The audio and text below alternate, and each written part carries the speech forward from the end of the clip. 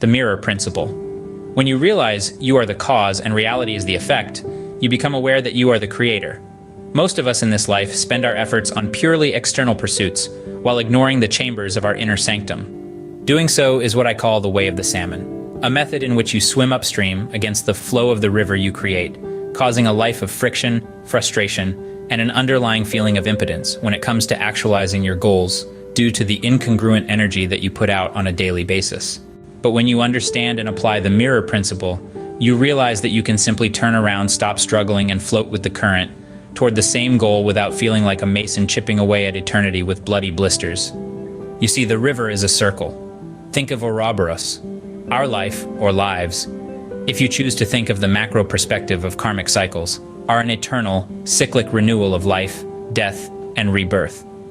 You can interpret this literally, of course, but I find it just as interesting to apply the concept figuratively, seeing us humans living the same problems, repeating the same trials and tribulations, banging our head against the wall over and over again because the world and ourselves do not seem to break free from the chains that bind us to our flaws, struggles, and karmic patterns.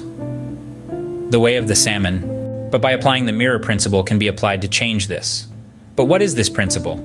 The idea, put simply, is that the outer world is the reflection or result of your inner world, or rather, the factory of your subconscious worldview. You see, since everything is energy, then you cannot disregard the importance of the frequency that your mental energy gives out.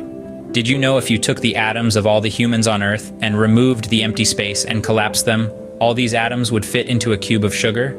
Our reality is almost entire void, empty space, energy.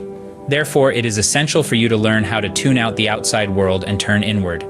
If this means removing the elements in your life that constantly remind you and reinforce your insecurities, limiting beliefs, toxic habits, then you must find the courage to end these addictions.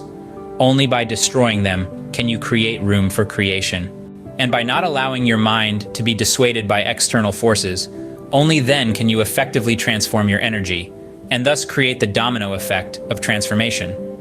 But if you create your inner vision with desperation and are too fixated on the external result, nothing will change. You may think you have changed, but energy doesn't lie. You are still emitting the frequency of lack, of dissatisfaction. That is why you must apply the tools necessary to let go of outcome, of attachment, and practice finding peace in the now.